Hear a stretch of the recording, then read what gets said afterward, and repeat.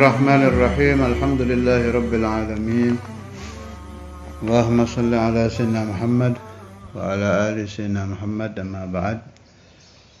Al-Majalis An-Nabawiyah malam 20. Waqila, dan ditanyakan di Rasulullah sallallahu alaihi wasallam, kepada Rasulullah sallallahu alaihi wasallam, man alu Muhammad, siapa yang dimaksud alu Muhammad?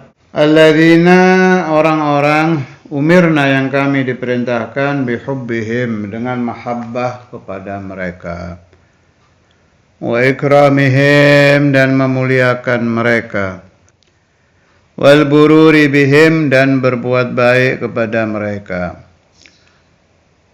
Waqala, maka menjawab Nabi, ahlus safa wal wafa, man amana bi wa akhlasa. Alu Muhammad adalah orang-orang yang bersih, yang menepati janji, orang-orang yang beriman kepadaku, wa akhlasa, dan ikhlas, murni. Faqila wa ma alamatuhum, apakah tanda-tanda mereka? Faqala, menjawab Nabi, itharu mahabbati ala kulli mahbub, mendahulukan cinta kepadaku dari semua yang dia cintai. Makna, tidak ada yang lebih dicintai lebih dari Nabi. Washtighalul batini bidzikri ba'da dzikrillah, dan menyibukkan hatinya dengan ingat kepadaku setelah ingat kepada Allah. Wa fi ukhra, dalam riwayat lain, alamatuhum, tanda-tanda alu Muhammad, idmanu dzikri, selalu ingat kepada aku Nabi, wal iktharu minas salati alayya, dan memperbanyak sholawat kepadaku. Jadi memang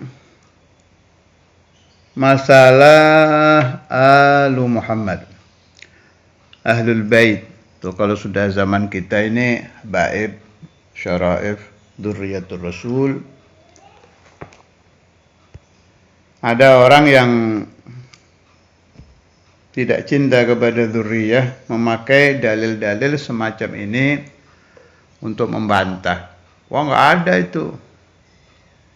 Habaib, turunan Nabi, suruh dicintai, nggak ada. Yang suruh dicintai alu Muhammad kullu taqi, itu yang dipakai dalil. Itu benar, hadis itu benar, ada memang. Alu Muhammadin kullu taqi. Keluarga Nabi adalah setiap orang yang bertakwa.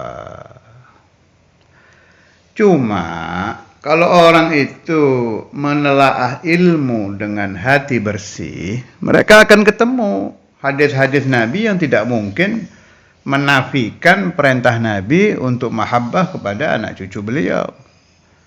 Contoh yang jelas, menyebut nama Sayyidatuna Fatimah dan keturunannya. Yang jelas menyebut nama Al-Imamul Hasan wal Imamul Husain.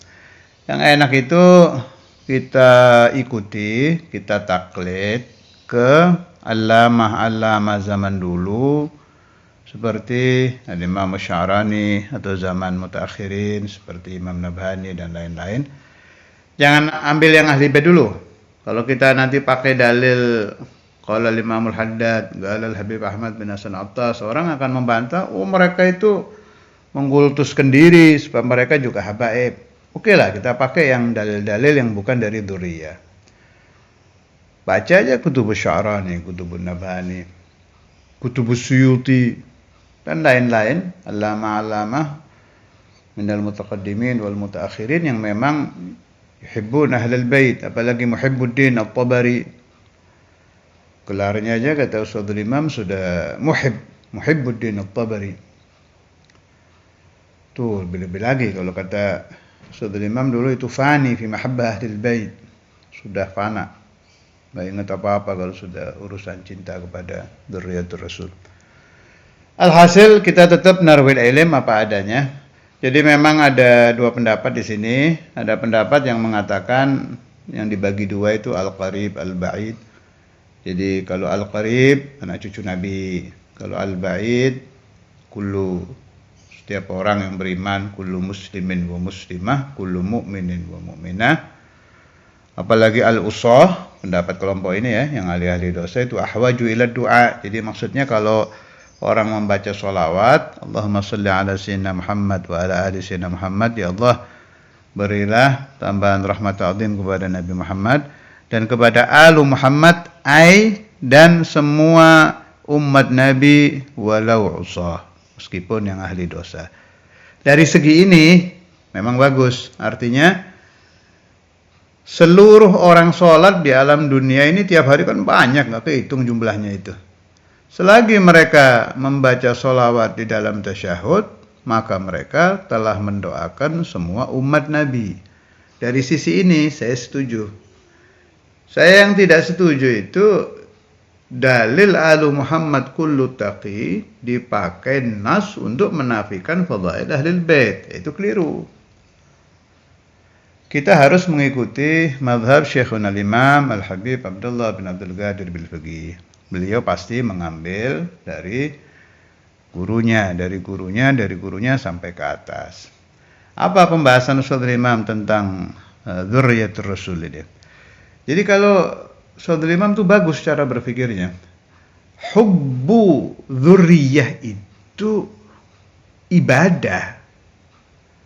Ini nas dari Ustadz Imam begitu. Sekarang tafsiran saya ini. Jadi kalau Ustadz Imam bilang, beliau tafakurnya itu dari nahiyah mencintai dzurriyyah itu adalah ibadah. Udah, itu yang kita pakai. Dari nahiyah bagaimana ini maksudnya? Ya kita sholat itu kan ibadah, melaksanakan perintah Allah. Dengan sholat ini kita naik sampai jadi wasil ilallah. Udah. Kalau ada orang suluk mengikuti mahabbatu ahlil bait, jadi dia ketika menghormat kepada cucu Nabi itu sudah nggak ingat apa-apa, basyariahnya sudah hilang, ingatnya hadza amrullah, ini perintah Allah. Jadi nggak beda dia sholat. Bukan saya mengatakan sholat dengan cinta habaib sederajat loh, jangan salah paham. Kadang orang pahamnya pendek, nggak kesana omongan saya ini. Jauh, sholat itu lillah, bukan kesana. Ini dari nahiyah imtithalul amr saja. Kalau ada orang, kan banyak di Indonesia, di Asia, di beberapa negara, kelompok muhibbin di ahli baitin Nabi Muhammad. Jadi mereka tiap hari rumahnya kedatangan anak cucu Nabi itu sudah nggak inget ini orang ini bagaimana, harus bagaimana, nggak ada yang diinget Nabi sudah. Ini perintah dari Allah Ta'ala, saya laksanakan, saya ibadah. Nah, ini bisa untuk taraqi, ini bisa buat naik sampai ke darajatul wusul. Kalau ikhlas, ya, kalau si pelakunya ikhlas lillahi azza wajal. Jadi nggak beda dia sedang sholat, nggak beda dia sedang sodakoh, nggak beda dia sedang puasa sunnah, nggak beda dia sedang hormat kepada dzurriyyah, sedang berbuat baik kepada dzurriyyah. Ingatnya Allah saja. Imtathaltu amrallah wa amra rasulih qul la as'alukum alaihi ajran illal mawaddata fil qurba. Nah, kalau hubbu dzurriyyah yang seperti ini bisa menjadi salah satu cara suluk lil wusul ilallahi wa rasulih. Dan yang menjalankan thariqah ini dari zaman ke zaman sangat banyak. Meskipun ya tafawatun ya, kekuatannya di dalam khidmah kepada dzurriyyah ya beda-beda lah. Namanya orang ada basyariahnya.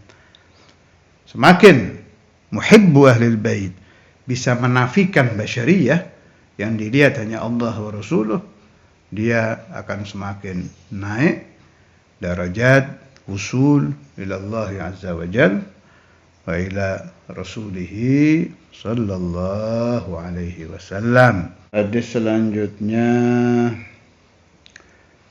وقيل لرسول الله صلى الله عليه وسلم من القوي في الإيمان بك فقال من آمن بي ولم يرني فإنه مؤمن بي على شوق منه وصدق في محبتي وعلامة ذلك منه أنه يود رؤيتي بجميع ما يملك. Siapakah orang yang dianggap gawi fil iman, imannya kuat, bika dengan engkau Rasulullah? Nabi menjawab, man amana bi, orang yang beriman kepada aku, walam yarani, tapi dia tidak pernah melihat aku, yakni hidupnya bukan di zaman Nabi, ya kayak kita-kita ini. Jadi sahabah itu punya derajat, punya maqam yang tidak bisa kita jangkau. Karena mereka berkumpul langsung di zaman Nabi masih di alam dunia. Kalau kita membaca hadis, keindahan wajah Nabi, ya baca aja sambil mikir, oh kayak apa ya, udah gitu aja. Syukur-syukur kalau hatinya bersih mimpi, syukur-syukur lagi kalau mimpinya melihat wajah asli Nabi, dan itu jarang. Suatu imam saja, Al-Habib Abdullah bin Fuqih, kan beliau meriwayatkan tentang karomah beliau, satu malam mimpi Nabi, satu malam mimpi Imam Al-Habib Abdul Qadir.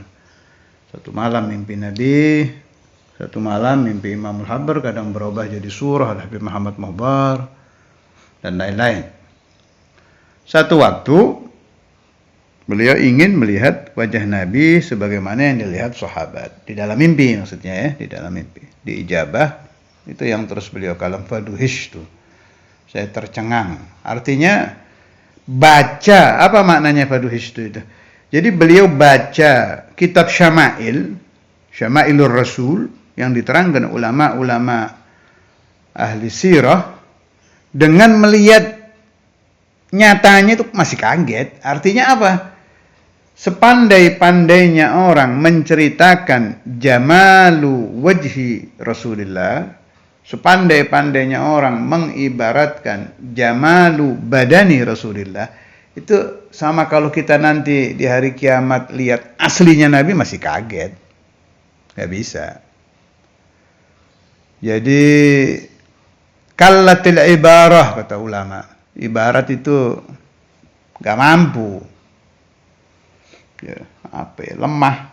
Gak ketemu bahasanya. Nah, iya, gak ketemu bahasanya yang bisa 100% menceritakan Nabi Muhammad itu seperti ini loh mukanya, seperti ini loh tangannya, seperti ini loh badan, nggak bisa. Ibarat nggak ketemu. Paling enak ya lihat sendiri.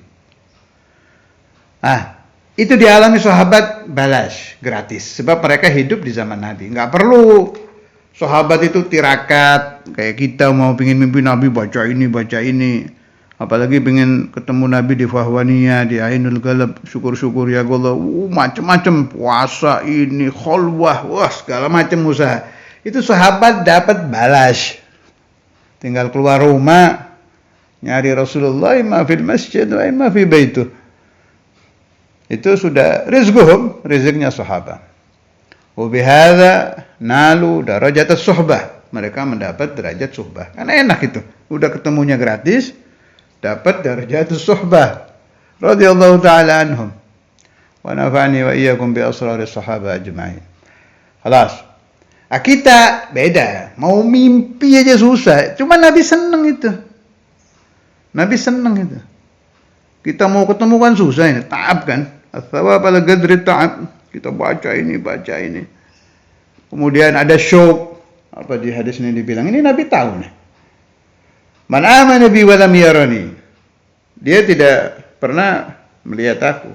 Fa innahu mu'minun bi ala syauqin minhu. Ini kita ini yang diceritakan Nabi ini. Kita bimakna mulai zaman wafatnya Nabi ila yaumil qiyamah. Jadi mulai tabi'in, tabi'ut tabi'in ila zamanina hadza yu'minuna bi Rasulillah sallallahu alaihi wasallam wa lam yarawhu fi hayatihi. Selain yu'minun ada syauqin, rindu. Rindu itu terjadi kalau orang terhalang dari ketemu. Pahami ini. Rindu itu akan muncul ketika kita ingin bertemu seseorang, terhalang dinding takdir.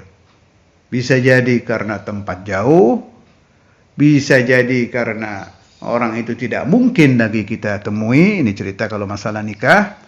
Anda cinta kepada fulana, kemudian dia meninggal, ingin ketemu tidak bisa, muncul syauq. Anda cinta kepada fulana, dia pindah keluar kota atau keluar negeri, ingin ketemu, muncul syauq. Nah, kita, siapa yang tidak ingin bertemu Rasulullah sallallahu alaihi wasallam? Orang baca hadis qala Rasulullah sallallahu alaihi wasallam, atau mendengar orang bicara di mimbar qala Rasulullah sallallahu alaihi wasallam. Begitu telinga mendengar kalimat Rasulullah, kalau dia aqluhu hayy, qalbuhu hayy, akal dan hatinya hidup, dia akan terkenang. Kayak apa Rasulullah sallallahu alaihi wasallam itu? Kalau mendengarnya biqalbin hadir, atau alqa as-sam'a wa huwa syahid. Kupingnya dibagi dengar, akal dan hatinya hidup. Betul-betul meneliti Rasulullah sallallahu alaihi wasallam. Ya kan ingin tahu kayak apa? Seperti apa jalannya beliau? Ini yang kita dengar cerita. Masyuhul huwaina, kaifa naumuhu wa naumuhu al-ighfa'u. Bagaimana al-bishr fi wajhihi. Ini kan ibarat-ibarat semua cerita-cerita yang kita dengar. Nah, bagi yang membaca atau mendengar cerita-cerita ini, apalagi ini ayyamul maulid, tiap maulid dikumandangkan cerita-cerita Nabi, akan muncul yang namanya asyauq, rindu.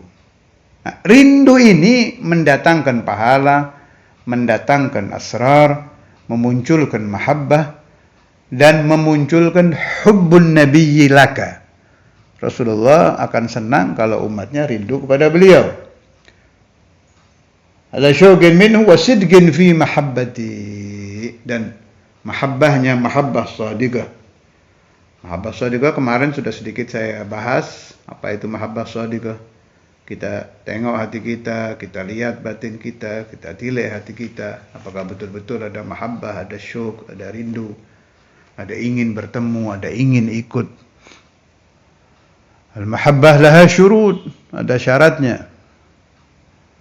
Al-mahabbah laha lawazim, ada lazimnya, dan macam-macam. Al-mahabbah laha alamat, ada tanda-tandanya. Wa alamatu dzalika minhu annahu yawaddu ru'yati bi jami'i ma yamlik. Tanda al-mahabbah sadiqah, tanda syauqus sadiq, tanda quwwatul iman bi Rasulillah.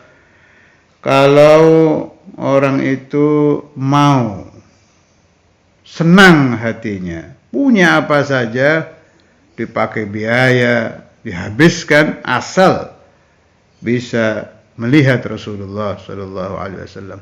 Ini kalau ada orang begini ini, berarti dia sudah mengikuti Sayyidina Abu Bakar As-Siddiq.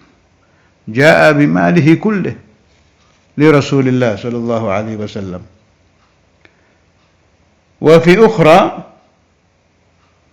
dalam riwayat lain, mil'il ardi dhahaba.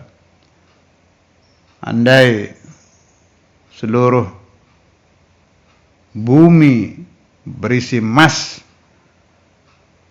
harus dikeluarkan menjadi biaya melihat Nabi, dia bayar. Dzalikal mu'minu bi haqqan. Orang itu adalah orang yang betul-betul beriman kepada aku. Wal mukhlisu fi mahabbati sidqa. Orang-orang yang betul-betul ikhlas, murni cintanya kepada aku. Ini dalil bahwa Rasulullah SAW itu kasyaf. Bahkan Sayyidul Mukasyifin. Ini kan terjadi nih, dari zaman ke zaman orang-orang seperti ini nih. Kalau Anda baca kitab-kitab yang berkenaan dengan orang-orang yang fana fi hubbi Rasulillah, ini terjadi nih. Allah, fulan punya harta sekian dipakai biaya maulid. Ada yang sampai utang-utang. Ada yang dicicil sih. Jadi Rabiul Awal dia bikin maulid, dari Rabiul Tsani udah punya celengan itu dicicil. Ini buat apa ini? Persiapan buat maulid tahun depan. Ini terjadi. Wan Nabi sallallahu alaihi wasallam yaqulu hadza fi hayatihi. Makna apa? Beliau dibuka hijab, ya'lam bi anna ummatahu, dari zaman ke zaman akan muncul orang-orang yang yuhibbunahu, cinta kepada Nabi dengan mahabbah sadiqah. Allah yaj'aluni wa iyyakum wal ahbab wad dzurriyyah wat talamidz as-sadiqin minhum. Wa qila li Rasulillah sallallahu alaihi wasallam ra'aita salatal musallina alaihi mimman ghaba anka wa man ya'ti ba'daka ma haluhuma indak. فقال أسمع صلاة أهل محبته وأعرفهم وتعرض علي صلاة غيرهم أرضا. Apakah engkau tahu salawatnya orang-orang yang bersalawat kepadamu dari orang-orang yang tidak ada? Maknanya kita-kita ini yang dibahas Nabi ini. Waman ya'ti ba'daka, atau orang yang sedang tidak hadir di majelisnya Nabi. Kalau untuk sahabat, bagaimana keadaan keduanya di sisi engkau Rasulullah sallallahu alaihi wasallam? Faqala, Nabi menjawab, saya mendengar. Ini penting ini ya. Saya mendengar, asma. Ini pakai kalimat asma. Kalau ulama yang mentafsirkan hadis-hadis model begini itu, mereka mentafsiri bahwa dikembalikan ketika ada orang bersolawat ruh Rasulullah sallallahu alaihi wasallam, sehingga beliau mendengar dan menjawab, liman yusalli wa yusallim wa yubariku alaih. Salat ahli mahabbati, salawatnya orang-orang yang cinta kepada aku. Wa arifuhum, ini penting juga ini. Jadi orang kalau ahli solawat dikenali Nabi. Kalau kita ingin dikenal fi qalbi Rasulullah sallallahu alaihi wasallam, apalagi akrab, mugarrab, dikenal dekat, aktsarus salat ala nabi. Semakin banyak kita membaca salawat ala nabi, semakin sering telinga suci beliau mendengar salawat kita, semakin akrab, semakin dekat kita dengan Rasulullah sallallahu alaihi wasallam. Bahkan sholawat orang yang belum mencapai maqam mahabbah saja juga disampaikan kepada Nabi Muhammad sallallahu alaihi wasallam. Turadu alayya salatu ghairihim arda. Tapi jelas ahlul mahabbah dengan orang yang belum mencapai maqam mahabbah beda ya. Jelas Rasulullah sallallahu alaihi wasallam menerimanya beda. Al-farah fi qalbih jelas beda. Sallallahu alaihi wasallam. Wabihada sudah hatam hadis-hadis yang ada di kitab Dalailul Khairat. Dan saya ingatkan santri-santri Darul Hadis Ribatul Rahmah dan semua yang mendengar ta'lim saya supaya tidak berhenti, tetap istiqamah membaca Dalailul Khairat. Bisa dipelajari di ta'lim saya yang dulu tentang keutamaan dalail. Alhasil, jadikan dalail itu kewajiban rutin. Jadikan wajib apa? Ya wajibkan untuk diri kita sendiri. Kita wajibkan diri kita sendiri minimal membaca harian. Sebab tidak main-main fadilahnya itu. Saya baca di sebagian kitab dalail itu wasala bidalailil khairat kullu wasil. Enggak hebat itu kalimat. sampai kepada Allah, sampai kepada Rasulullah sallallahu alaihi wasallam dengan kitab Dalailul Khairat kullu wasil. Meskipun kalau sudah kita tafakuri kata-kata ini, pasti adalah orang yang yasil ilallah, dia tidak baca dalail, pasti ada. Tapi kalau sudah muncul kalimat itu berarti alal aghlab, ghalibnya, kebanyakan, mayoritas, al-wasilun ilallah, yusalluna ala Rasulillah sallallahu alaihi wasallam bi dalailil khairat. Wa minal gharib, meskipun tariqah pengarang dalail itu Syadziliyah, tapi tariqah-tariqah lain silakan dicek. Haqqaniyah, Naqsyabandiyah, Qadiriyah, Alawiyah. Cek aja itu di aurat-aurat mereka. Belum lama itu saya baca di auratnya Haqqani itu. Enggak tahu yang masuk itu Dalailul Khairat. Kalau Alawiyah khalas. Di mana-mana kita ketemu. Kan al-habib fulan yaqra Dalailul Khairat, kan fulan yakhtim kada wa kada marra, kan fulan, kan fulan. Cari aja di tariqah-tariqah lain itu. Nanti ketahuan di sebagian auratnya itu membaca Dalailul Khairat. Setelah kita teliti ini, berarti ada sesuatu di situ.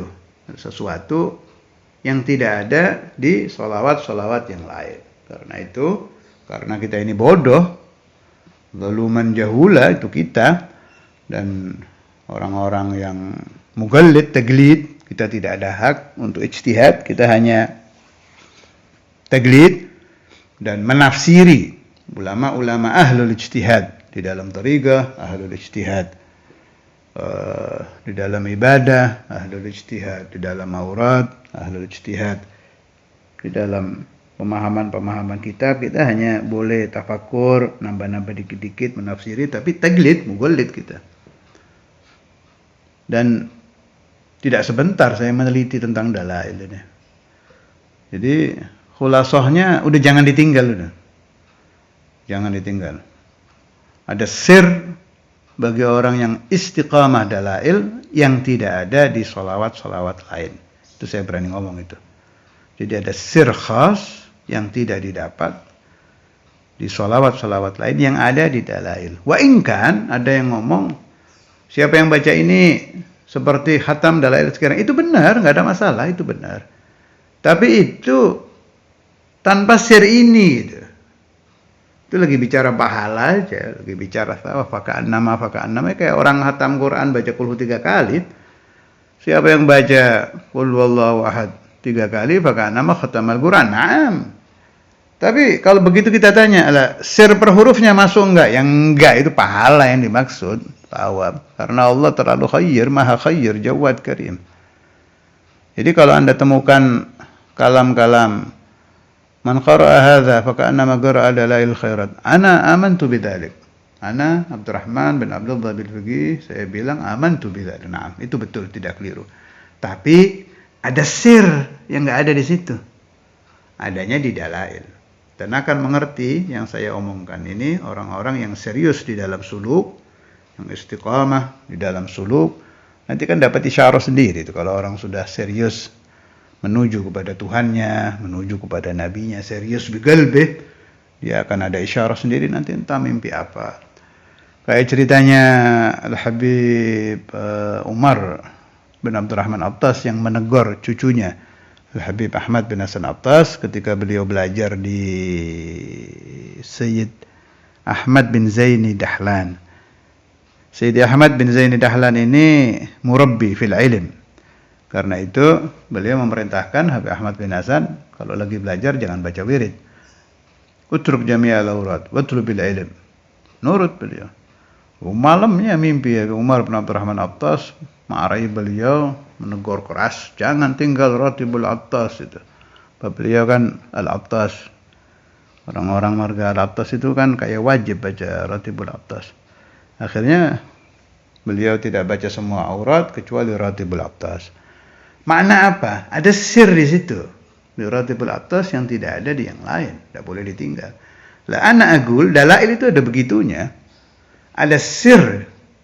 Wallahu alam. Makanya harusnya kita ini kalau sudah di akhirat nanti baru tahu ya. Kan banyak keterangan-keterangan yang mengatakan hadza la yu'raf haluhu illa fil akhirah. Tidak ketahuan sirnya illa fil akhirah. Kan banyak itu omongan-omongan gitu di kitab itu. Itu benar, sebab kalau kita pikir bingung, ada apanya ini? Kok bisa seperti ini? Wallahu alam. Ma adri.